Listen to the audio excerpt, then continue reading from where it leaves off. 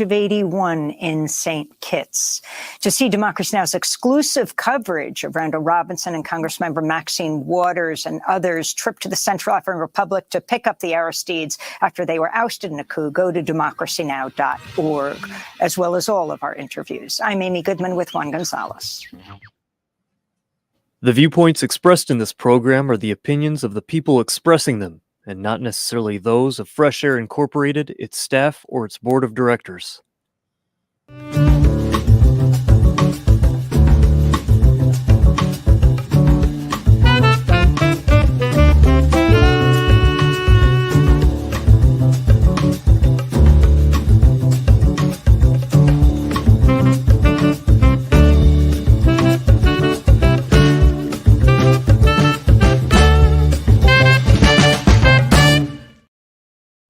I'm Al McFarlane. Welcome to The Conversation with Al McFarlane. I'm glad to be here and glad to have you along as well. Thanks so much to all of our wonderful listeners, partners, and community here at KFAI, and to those of us who are checking in on the variety of social media platforms that we are connecting with you through. Just an invitation or request. We want to grow our subscriber base on Insight YouTube channel. And what I want you to do is take a minute and go to YouTube Insight News and click subscribe. Love to have you also share and like, but the main thing is to subscribe. You may be checking us out on one of our YouTube platforms or on Twitter or on LinkedIn or on Facebook, and however you're connecting with us, or here on the radio, KFAI. We want you to take an extra minute today sometime within the hour and go to the YouTube channel and connect with Insight YouTube channel and subscribe. Thank you so very much. I'm going to begin today. We've got a great program, two great guests. One is Taisha Green. She's the former Director of Racial Equity and Inclusion and Belonging, proper title, Racial Equity, Inclusion, and Belonging at the City of Minneapolis. A little controversy around her departure. We'll talk about that. And my friend and colleague, Anthony Taylor, is here. And Anthony is talking about a development initiative he is leading in North Minneapolis. It'll be a great conversation. But let me start with what I call the hot topics for today. And one of the things, the hot topic that I have for today has to do with, let's see, our state attorney general, Keith Ellison, is today beginning a lawsuit against the e-cigarette maker Juul. That trial begins today. There's an article that you can check out at the Insight News website that says that the Attorney General, Keith Ellison, is slated to lead off opening statements today in his lawsuit against Juul Labs, Juul, J-U-U-L, Labs, marking the first time that any of the thousands of cases against this e-cigarette maker over alleged marketing to young people is going to play out in a courtroom. And this article says that, this is an article from Associated Press writer Steve Karnowski, article filed today.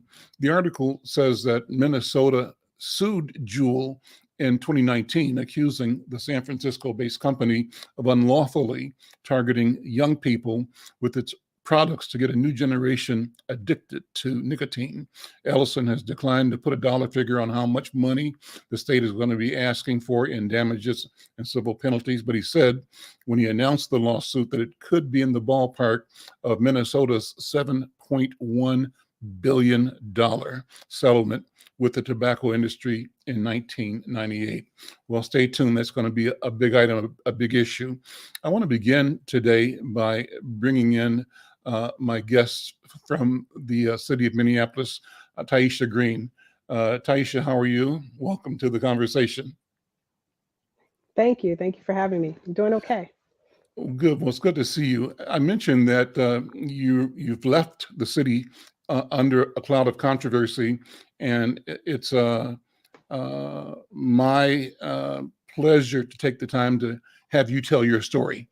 Describe to people, because I want to ask you how you feel about what's been reported about what happened, I want to ask you what did happen, and I want to ask you why and how you are responding to the information that's floating around in the manner that you are, because you're making the rounds in media and telling a story. So I'm glad you chose to come by here as well. First of all, let's take a minute and talk about why the controversy. You recently resigned a position at the city, and it was on the heels of what people perceived is an event project for Black History Month that didn't attract the audiences and the engagement that it hoped to. So let me stop there and have you tell or put the story in context. What happened? Yes, sir. So I resigned on February 21st, 4 days before the event. The reason why I resigned is because the city's clear sabotage of the event. Up until that point, I still hadn't been able to or been allowed by the city attorney's office and the chief financial office an opportunity to promote the event. And that allowance came on February 22nd when I started promoting the event through KMOJ and social media. So I actually resigned on February 21st and canceled the event on February 21st. Sent a press release to the communications department saying to cancel the event. I was told that I could not do that, could not cancel the event, but I was also told that I still could not promote the event. So the reason for the low turnout is because of the city's heavy hand in making sure that the event wasn't promoted properly. Describe the event. What was the name of it? What was the purpose of it?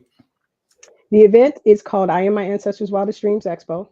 The purpose of it was to bring together the community of Minneapolis to celebrate Black History Month. I wanted it to be an economic boom for the vendors who will be there selling their merchandise. I wanted it to be a way for the community to heal from May 25th of 2020, but also from decades and decades of brutal abuse from the city of Minneapolis's policies towards the Black community. I wanted it to be a way for us to have a celebration together, something that we haven't been able to do since the beginning of the pandemic, and just a way for us to commune together as a community.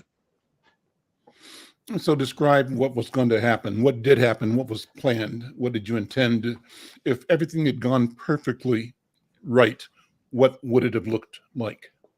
If everything had gone perfectly right, we would have had the $1 million budget that I had requested earlier on in August of 2022. But instead you had what?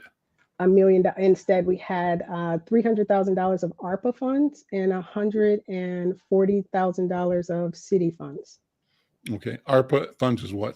I'm sorry. ARPA is the American Rescue Plan Act. So it is the ARPA funds came from the federal government. President Joe Biden signed those funds into law in 2021. And every major city, and well, not even major city, every town and city in the country was allotted some form of ARPA funds. ARPA funds were to for certain programs, to for community-based solutions, alternatives to policing, those types of things. So ARPA funds were to rebuild communities after COVID. How much ARPA funding did the city of Minneapolis receive in general? Do you know? That's a really good question. I know that they received billions of dollars in ARPA funds, but I'm not really sure the exact number, and I can get that number for you. Okay. But you requested and received about $300,000 from ARPA. I actually did not request the ARPA funding. The ARPA funds were supposed to be used the past 2 years. And a department head that was in charge of those funds heard about what I was trying to do, and that department head transferred those funds to my department. So I wasn't requesting those funds. It was just after the city said that I could not fundraise for the event, this department head gave me those $300,000 to still have this event. Okay, so go ahead. If everything had worked perfectly, what would have happened? You had $1 million instead of 400,000 or so. Go ahead. Yeah, I would have had $1 million except for 400,000. So what my plan was to bring in entertainment, speakers, panelists, motivational speakers, kid DJs, kid performers from across the country of what we call Black Meccas. And so the Black Meccas, Atlanta, Georgia, Washington, D.C., Los Angeles, California, New York City, Chicago, those places, bringing in artists that are doing things within their communities in those spaces and bringing them to Minneapolis to have kind of an explosion of Blackness and try to show the world that Minneapolis is also its own Black Mecca in its own right. That $1 million would have gone towards, helping to provide food and beverages for the event. It would have brought in some A-list celebrities for the concert that we were having at the end of the night. And it would have brought in people from around the country to come and join us in this racial healing plan that we had for this expo. How would Minneapolis businesses have benefited from it? And how did the ones that did participate benefit at all, if they did? Right. Minneapolis businesses would have benefited from this if we had gotten up to the numbers that we wanted to get up to. $20,000 was 20,000 people was a lofty goal, but I thought that it was a doable goal because of what we had planned to do. So I felt like if we had the opportunity to be able to promote this event, not 3 days before, but if we had an opportunity to promote it at the end of January, even being able to visit all the local Black churches, being able to go out into the community and talk to community organizers and community leaders, I do strongly believe that we would have gotten up to that 20,000. Without that, we got up to nearly 4,000 people. So even without the city allowing us to promote, we still got almost 4,000 people. And I believe just having that extra. So you had 4,000 people attend or 4,000 expressed interest?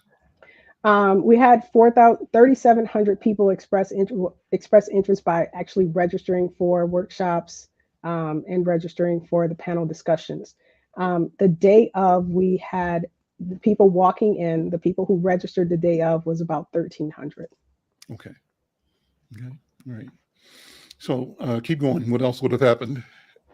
I just believe that the event itself, for the people who were able to experience it, was a beautiful event. The content that we had at the event was amazing. The panelists that we brought in were amazing. The performers were amazing. The overall general feeling was amazing. The problem was we weren't able to do what we thought we would be able to do when we set out to do it. So why? Tell me why you weren't able to do what you wanted to do. What were the barriers? Who were the barriers? The barriers were the Chief Financial Office, which is led by Dushani Dye, the CFO, Heather Johnston. What's his name? Dushani. Her name is Dushani Dye. Her name. Okay. The Chief Financial Office. So what did she say? I mean, how did you interact with the Chief Financial Officer? Did you say, this is the budget, this is what's needed, or these are things I need to do? And did you get a no, a yes, or no answer at all, which meant you were not authorized to do something? How did it work? How was that person a barrier?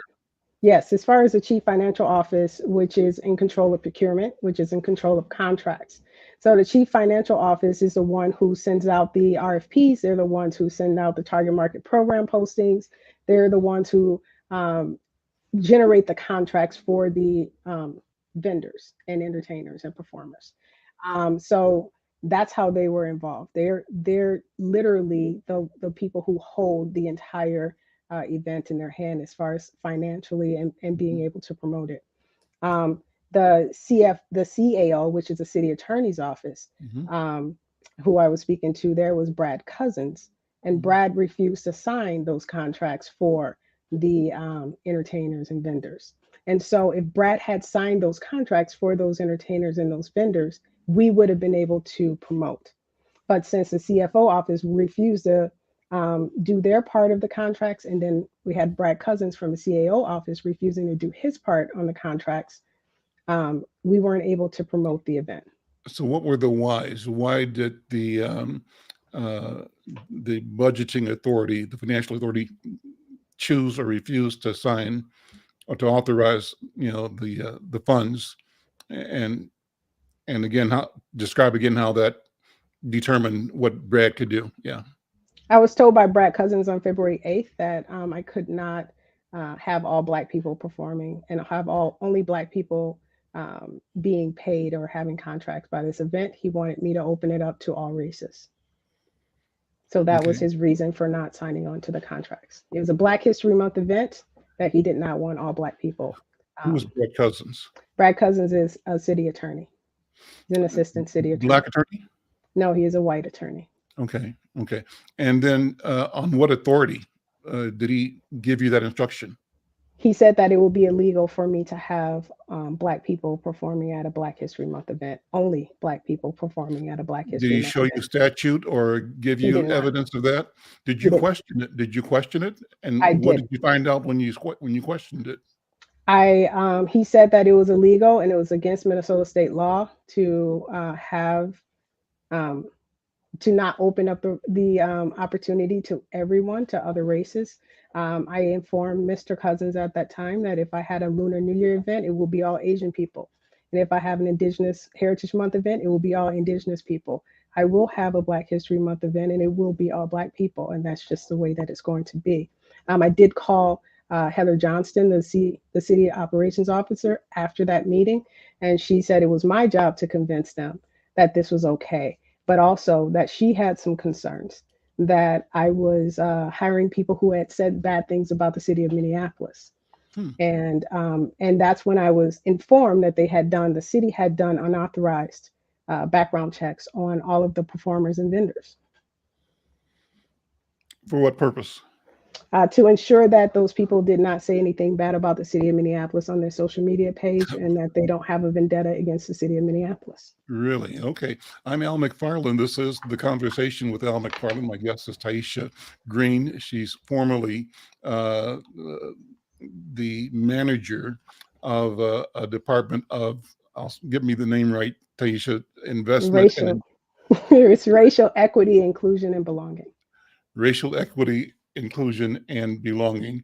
And we're talking about her departure and what is being held as a, sort of a blaming event, a shaming event. So then, but you got no further legal advice on what the city attorney said, what Mr. Cousins said, right? Nobody in the mayor's office or the county or the state attorney general's office gave you a reading on what's legal and not legal. Did you say that this event is closed to anybody but Black people, or was it that the people that are here so far are all Black? I mean, how was it framed? It was framed as we were presenting the people who we had selected to either be a vendor or to be a performer or to be a speaker, to have exhibitor services. So we had digital artists and things like that. We presented those contracts and those names of those people to the procurement office. Those people were Black. It wasn't that we had set out to just say, this will only be, we're only doing Right. Black people, or that we will not allow anybody other than Black people to be a part of it. But we wanted a cultural experience. And in order to gain that cultural experience. Other people other than Black people approach you to be involved? Did you turn anybody away because they were not Black? I did not. Did any approach you who were not Black? There were some, when they opened up the process on February 9th, there were some people who responded to that RFP saying, I'm white, I would like to be a part of this, but why are y'all doing this so late? I've never seen the city go out and put an RFP for a performer or for a speaker or for a panelist. Why are y'all doing this now? So those people never actually applied, but the comments from the RFP came from white people saying that they would have liked to be a part of it if the RFP had gone out sooner. And that's an RFP on February 9th for an event that was supposed to take place on February what? 25th. 25th, so short notice. Yes. Okay. How many vendors did you actually have there, and what did it cost them to be a part of this? What did they make or not make? It didn't cost the vendors or anything to be a part of it. I wanted to make sure that this expo wasn't going to have that barrier of charging fees to be a part of it. I know that most expos you have to pay a fee, Right. but then you also have to pay a percentage of what you make.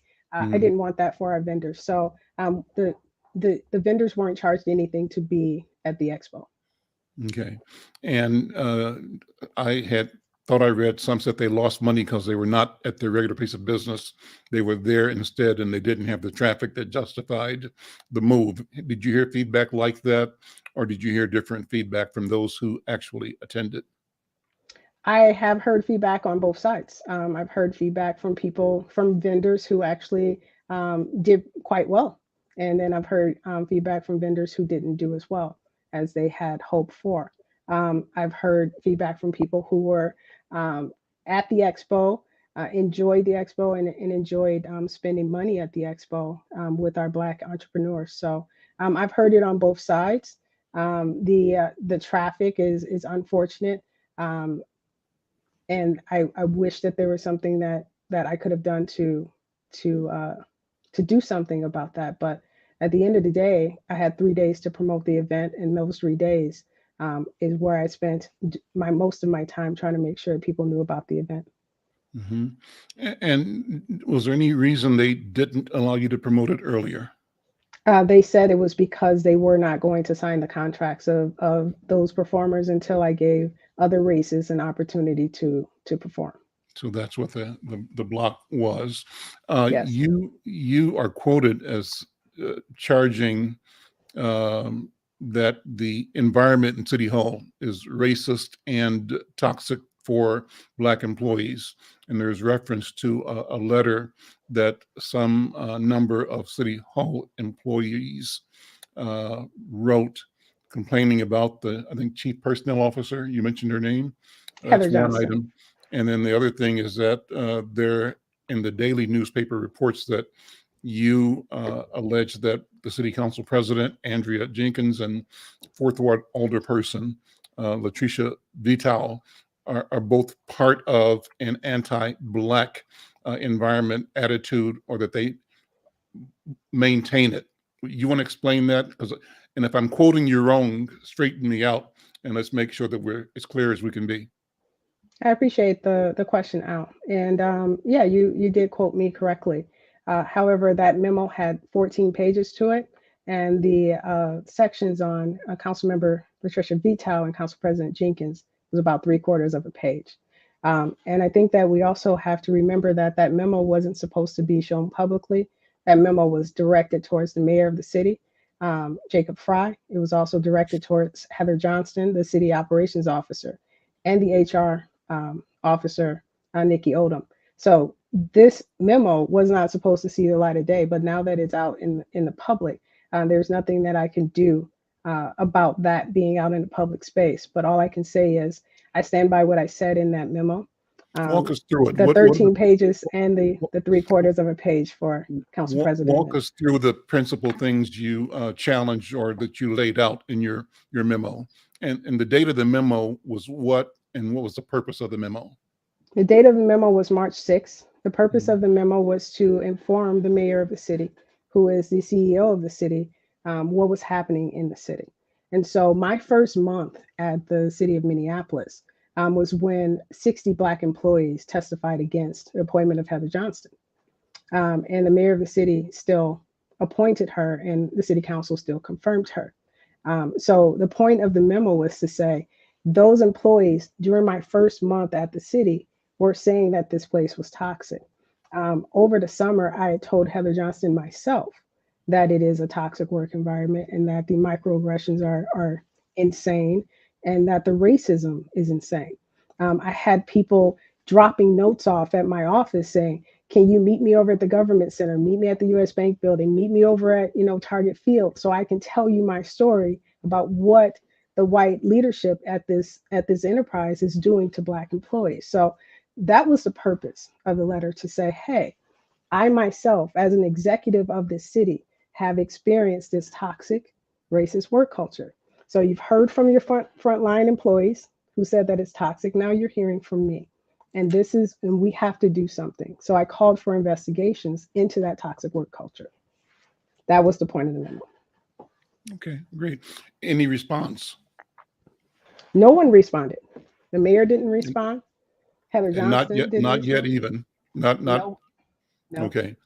All right. I believe I have a copy of the 14-page letter, and maybe we should publish that so that the public can see the questions that have been raised and what the city has responded to or not responded to so far.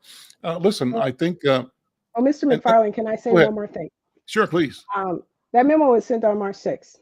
The negative smear campaign started, what was it, March 9th?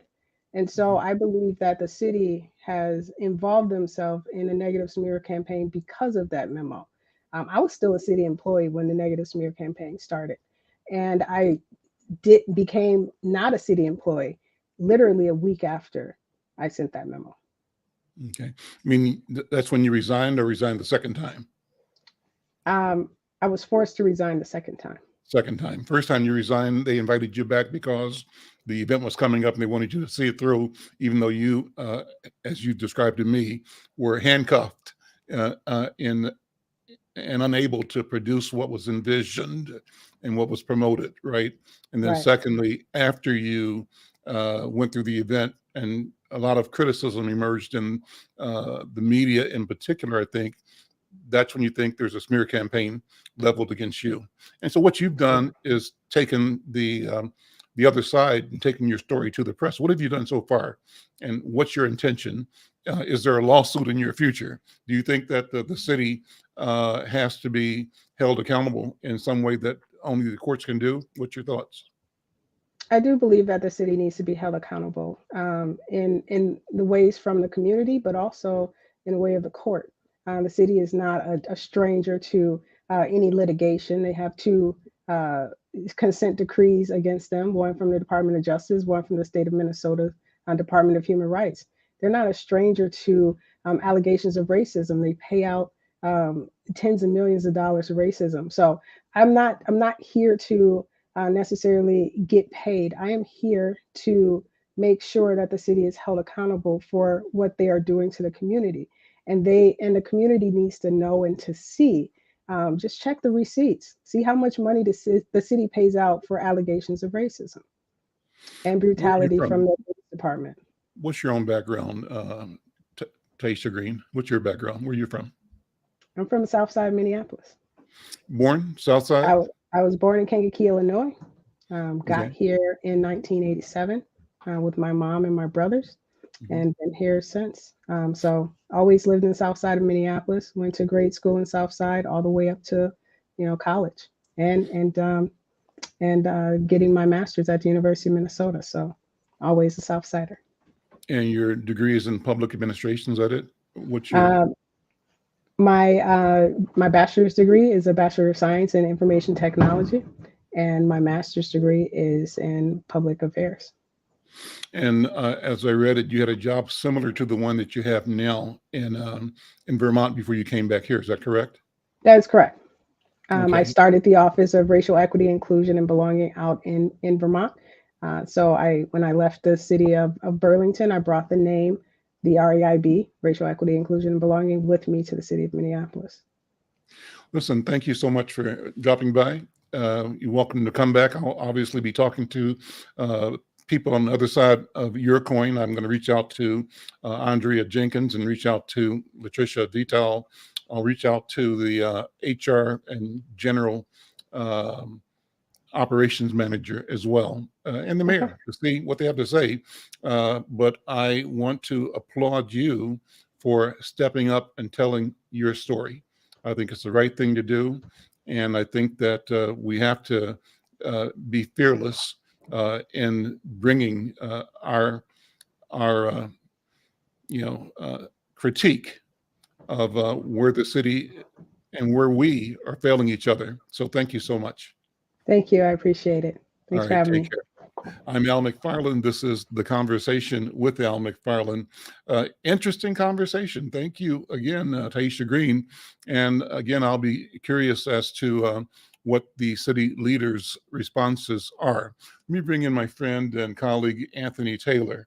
Anthony Taylor, good afternoon, brother. How you doing, man? I'm doing well. Good afternoon. And feel free to jump in the last conversation anytime you want to, or however you want to, or not. You know this is water cooler conversation in everybody's house around town. And Yeah, well, it is. It is. I will say that we were a vendor at the event. mm, And what I will say was very interesting. I didn't know the backstory, but after I was there, one of the things I'll say that the quality of the experiences that were happening did not match the crowd. Okay, so first of all, the team that designed the group, and again, I didn't know you were planning on having this conversation today, right. but I will tell you that as a vendor, the amount of support that we got, the call that we got, the access to the convention center. I mean, Mr. McFarlane, you have to understand, they took the convention center. They took an element of the convention center. There was a quality there because I know Taisha and the team that she put together in terms of my experience as a vendor was very high. What did not match was the crowd, right? I mean, I mean, some of the musical acts that were there, they were amazing. Like, and I was exposed to people in the city doing music, doing art that I didn't know, right? So there were elements that I could say she achieved those goals, and it did not make sense. The crowd, like nothing made sense. And so I knew something was off. And again, had an opportunity to dig deeper than the following Monday to go, this didn't make sense. What happened? And this is the first time we've seen each other since that event is today. So it really, from a vendor perspective, something was off and it didn't make sense. And I didn't know the backstory until the event was over. So I'm just so glad to see her. The most important thing. I'm glad she came by to talk, and I don't know her. I've not met her in person before, so this is our first time meeting today on the air. And but after the event made the newspapers, people did call me and ask me what I knew about the event, and I told them nothing because nobody had connected to Inside News, the Black newspaper, about an event like this, and it would have been natural and appropriate for some kind of contact to have been made early on, and in a way that was broad and ongoing and supportive of creating awareness in our community, but it didn't happen. So this conversation I just had with her, from what I can see, tells me why, if she was not allowed to go out and connect with the Al McFarlanes, the Insight Newses, and other businesses like ours to be part of the promotional strategy of this event. So that's the question I'll raise when I talk to the leaders of the city. What kind of budget did you provide for marketing and promotion, and what kind of support did you give this event so that it could be broadly promoted in Black media, reaching Black people in media that serve Black people? It did not happen. And the question has to be both raised and responded to. Well, listen, let's keep going. And the good part is you're here talking about business development. And I think that's critical because we do this all the time, right? Talk about what we do with each other and for each other in the city. I want to say that I was pleased to have been invited and called to an event that you had earlier in the month, announcing that Ion Corporation was going to expand its manufacturing facility to North Minneapolis. And Brother Wendell Maddox is the brother that owns Ion Corporation, held a news conference earlier in the month announcing they plan to expand their aerospace business and construct an engineering and manufacturing facility in North Minneapolis.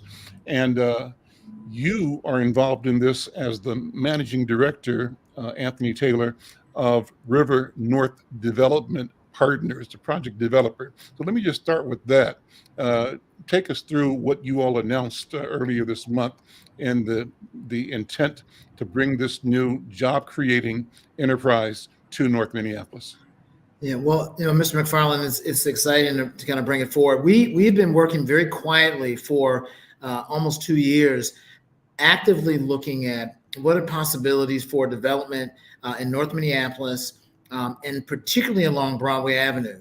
And so I was invited by a development group that actually is based at 2nd and Broadway called Masters Development. And myself, Damaris Hollingsworth, as architect, were invited to sit down and talk about possible changes to the way the development happened that really could help people. So we were looking at this from an equitable development perspective and a design perspective.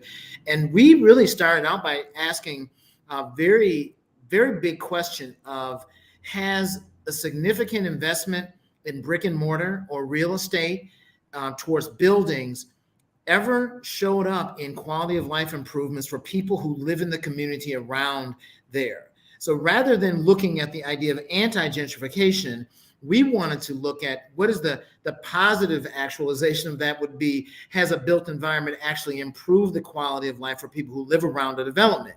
And so again, this is a perspective that we bring from our work around mobility justice, which is looking at bikeable, walkable distances in terms of impact.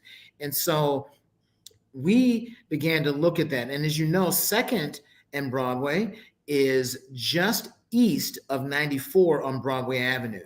And so again, we began to look at very seriously at these historical impacts.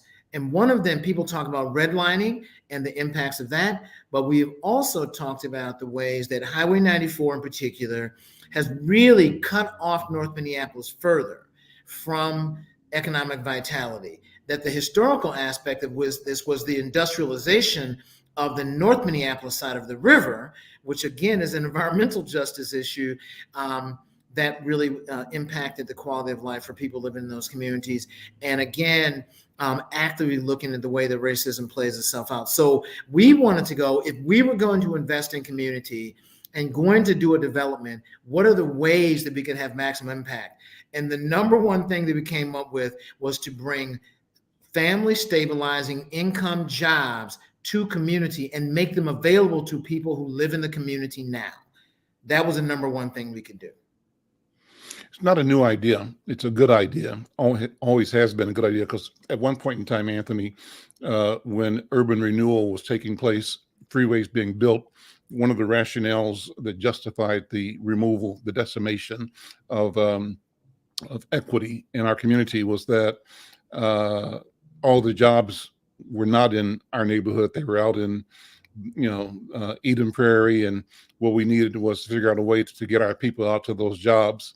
And I think it was Keith Ellison that once was at one of our meetings up at Lucille's Kitchen or somewhere, and he said, well, what do we have to always chase jobs out there? Why don't we bring the jobs here? Why don't we develop jobs here in North Minneapolis, right? And the people that did that included, you mentioned this before we went on air, the Control Data Initiative.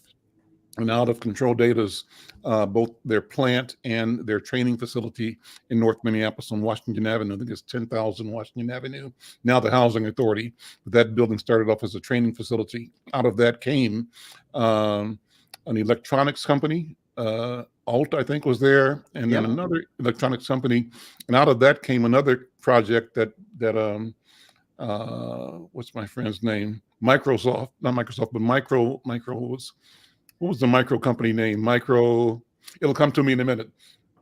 But built a new facility on Plymouth Avenue and Washington, which was a Black tech manufacturing company. Also, Bob Thompson built the Community Electronics Corporation on Plymouth Avenue as well. And these were men or people that had the vision that we should be able to create jobs in our community that are good jobs, that pay well, and that allow people to buy cars and buy houses and send their kids to school and shop where they want to shop and eat what they want to eat and have entertainment, and to be community. That's the idea. How do you enable community? And I hear you using the same language again. And it's important that you are saying it the way you're saying it. I think, Anthony, that's me reflecting on what is ahead, looking back at what we had before and where we go from here. What do you think? You know what? Beck Horton is who you're thinking of. Beck Horton, yeah. That's right. And I Microtron company. That's exactly right. And I think you have to remember, I moved here as an engineering student at the University of Minnesota. So I knew those Black leaders back in that day. And you're absolutely right. We looked at North Minneapolis from an opportunity community perspective. This is how we're talking about how do we create communities of opportunity. And we looked at income, and we realized that a family stabilizing income happens at about $48,000 to $52,000 a year, which with the $20 minimum wage we're close to, but we need about $25 an hour, which is not extreme income. Mm-hmm. But what it does is it stabilizes a family where those adults have one job. They are on the verge of actually being able to save a little bit of money, and they become eligible for homeownership with assistance. And so we've really looked at this strategy of how do we align what we think about as human capital investments in people with family stabilized jobs. So for example, now we can do down payment assistance, right? Mm-hmm. It winds up being very beneficial for a company, or a home improvement grant that winds up being very beneficial for a homeowner. That again, we look at those things, the additional investment we can make in education, and healthcare support, and those kind of things that really allow people to, as you talk about, really be community. And I think that this is really where we were coming from and looking at this project and saying, we want to develop along Broadway Avenue in a way that brings jobs. And so our approach was to look at organizations that were emerging in terms of their growth, that were bringing jobs that could be trained to. So Mr. McFarlane, the other thing we know about many of our community members is they don't have a 4-year degree. So we were looking for an opportunity to bring jobs that could be trained to, as you talked about what we did with control data in 1980, is that this idea of we can train community members with a high school diploma in jobs that are STEM adjacent, STEM foundational, but do not require a 4-year degree in technology. And it puts them on a career trajectory where they are able to grow income, grow stability, and grow their lives. And we want them to be able to do that in the geography of North Minneapolis as well. And that, again, aligns with something that's exciting about North Minneapolis. We have capacity for building new homes in our community.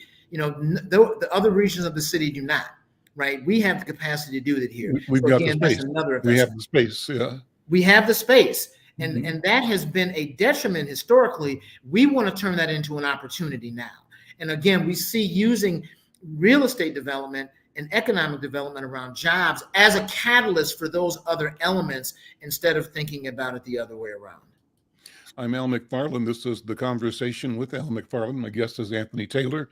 Anthony Taylor is leading the RiverNorth Development Partners in a project on 2nd and Broadway in North Minneapolis. There's a rendering for those of you who are following on social media. Anthony, just describe what we're looking at so that people in radio land can see it in their mind's eye. This is what we envision as a future home. If you think about when you're coming down Broadway Avenue from Emerson and you cross the highway, imagine on your right that you would see this building. This is a 110,000 square foot building that will be the world headquarters for a new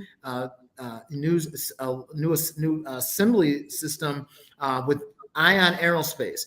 Ion Aerospace actually currently is a preferred vendor, an awarded vendor with NASA, with Lockheed Martin, with Boeing, with Northrop Grumman, and with the defense system. They actually create guidance systems that are used on the lunar rover.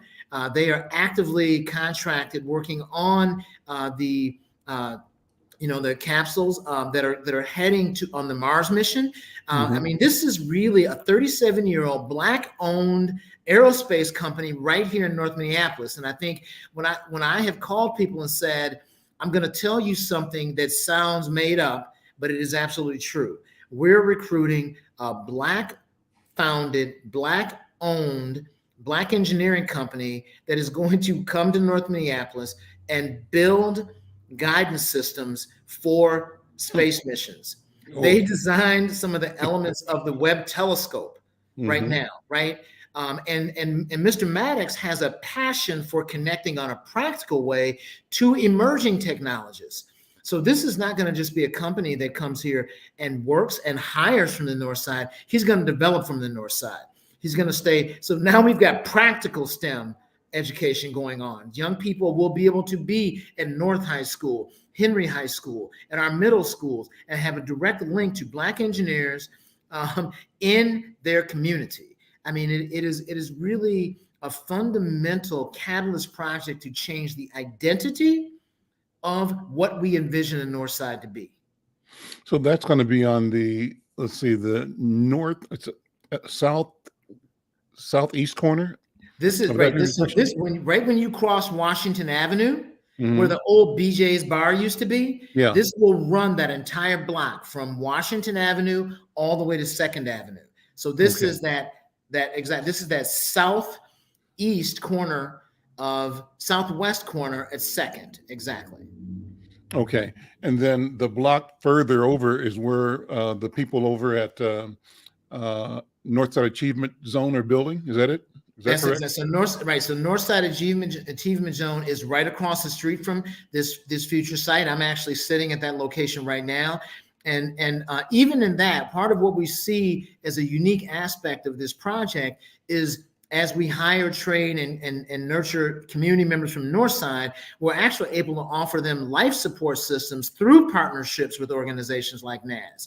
So again, it's really a project that is focused on the outcomes for people who live in the community. And so we are planning on partnering our training programs and our human support systems inside our organization with Emerge, with Summit Academy, with Hennepin Tech, with Northside Achievement Zone.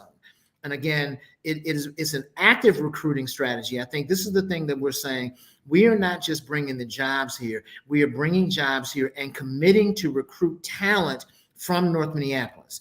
And so just starting, for example, using NAS families as a foundation, can we hire 50 family members from the NAS community to begin the training for these opportunities? We want to make this geographically focused in terms of our recruitment, in terms of the opportunity, and then in terms of measurement of outcomes. And that, I think, is a significant departure from the way that we've done this in the past.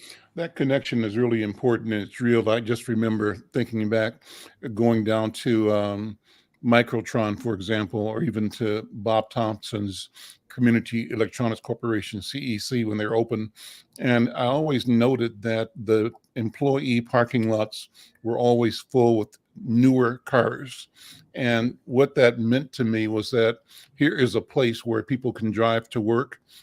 I'm sure some may have walked, they live close enough, but some didn't. But they had the means to own a good car, a reliable car. And these are people that were able to pay, mortgages, right? And to be homeowners and to be wealth builders. So I like the fact that you're making that connection. I think it's prophetic almost to be close to, adjacent to a family and child-centered project like Sandra's project for the Northside Achievement Zone, because you're placing the idea of achievement right at the center. And achievement comes through our financial, economic, workforce experience and access. That's how you change community, change lives, change futures, I think. So I'm really excited about this. Tell me something about Brother Maddox, the founder. What's his story, Wendell Maddox? Yeah, Mr. Maddox is a man. So first of all, that he is one of the most humble men I've ever met. He grew up on the South Side. So families who grew up on the South Side in the 50s and 60s, the Maddox family is a known entity, and they know each other. But he also, one of the things, there was much more integration in Black families in Minneapolis in the 50s and 60s. So Mr. Maddox boxed at Phyllis Wheatley, and he played football at Hospitality House. And so people know that rivalry. You play football at Hospitality House, right? But his roots and his love and nurturing came from Black families in Black Minneapolis. And he went to Central High School. You know what I mean? He went to Bryan Elementary School. And these are legacy institutions that ultimately have been demolished or closed by that. And so, again, he represents something really, really special in that regard. And he is someone who is deeply committed to, again, creating opportunity that will be realized by Black families in the communities. And that is a primary driving force for him wanting to open the location here. And again, what he really is proud of, again, is this idea that we can offer opportunities to young people and adults who have a high school diploma and only some college, because the training he already does internally. He already does that training internally. And so therefore, we are set up to have partnerships with organizations like Emerge, North Side Achievement Zone, and provide them directly to families who live in the community. And the last thing, my selfish interest in this, of doing this, I want people to bike to work.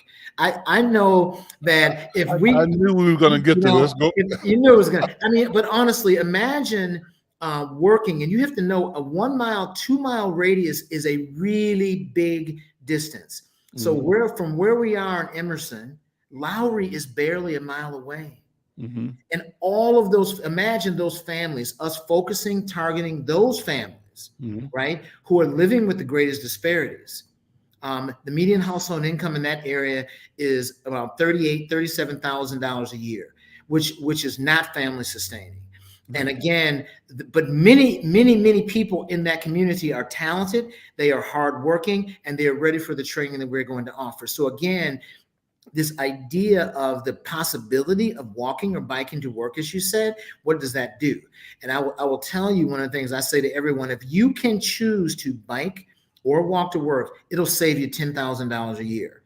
And again, we now live in an era, it is much more convenient and practical to make those things happen than it was even 30, 40 years ago. So again, this is about livability. This is about quality of life. And again, this is about creating an opportunity, a community-based opportunity system that we can deliver on.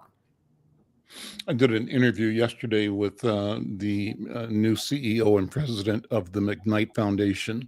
And what she said that struck with me was that they've kind of reduced their field of vision to deal with race and climate. And so what you're saying to me now, in my mind, also echoes that focus for the future. Let's deal with the question of race honestly, earnestly, intentionality. But in the doing of that, we have to also deal with the question of the climate, the environment. The climate most broadly is not just not just heating or cold but it's everything. It's the ecosystem itself. All of that creates a climate and it creates livability. So what do you think about, my looking at this through these lenses at the same time, dealing with climate, meaning the environment, meaning sustainability as a philosophy, and dealing at the same time with the question of identity, of race, and not in a way that creates, the ongoing, diatribe, that might not be the right word, but the angst that's there, it's deserved, but that finds the transformative power in our identity, in our culture, in our legacy, and marries that to the solution creating that the climate requires. I'm saying a lot. Well, make sense of it. Well, first of all, Tanya is one of my new heroes. I mean, she's amazing in terms of her work. Great interview. And so I really appreciate the work that she is doing and the way that she's leading and pivoting McKnight Foundation. So they are partners on other projects that we are involved in through the Cultural Wellness Center, and we appreciate them.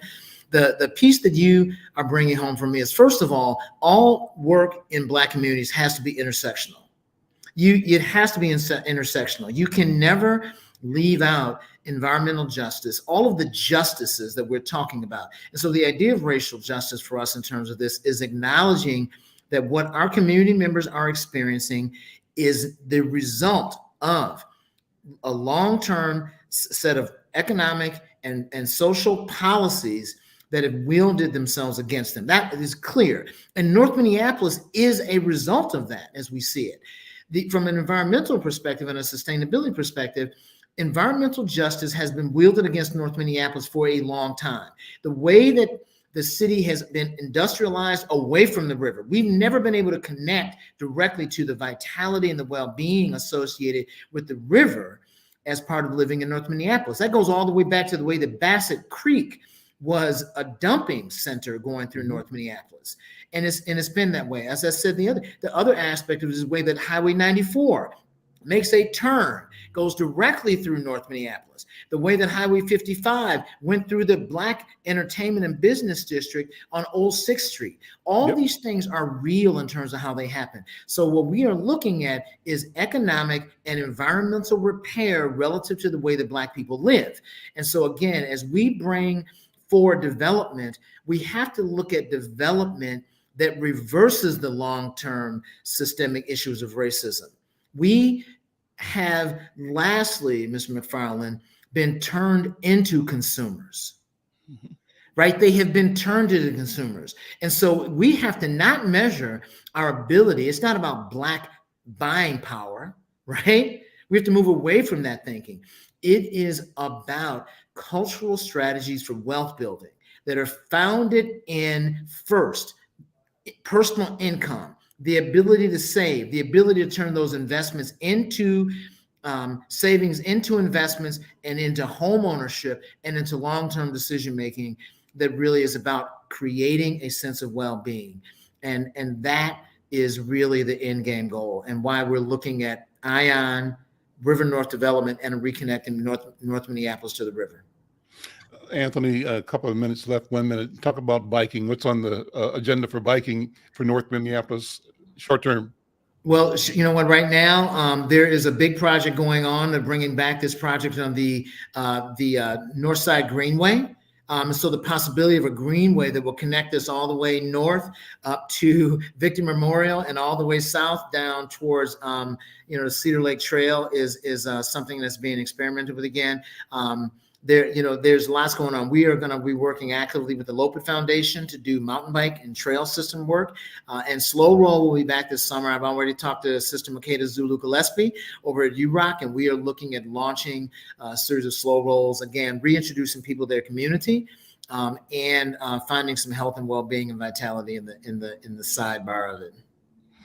Anthony, this has been so cool.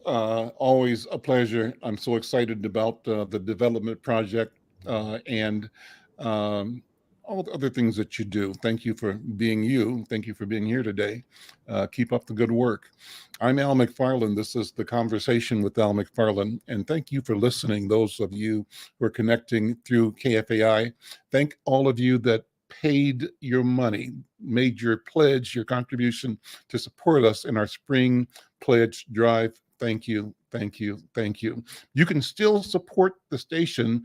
Give us money anytime. Call the station, check us out online, and support this ongoing work. Finally, support The Conversation with Al McFarlane by going to the Insight News YouTube channel and subscribing. We'll see you tomorrow. Take care.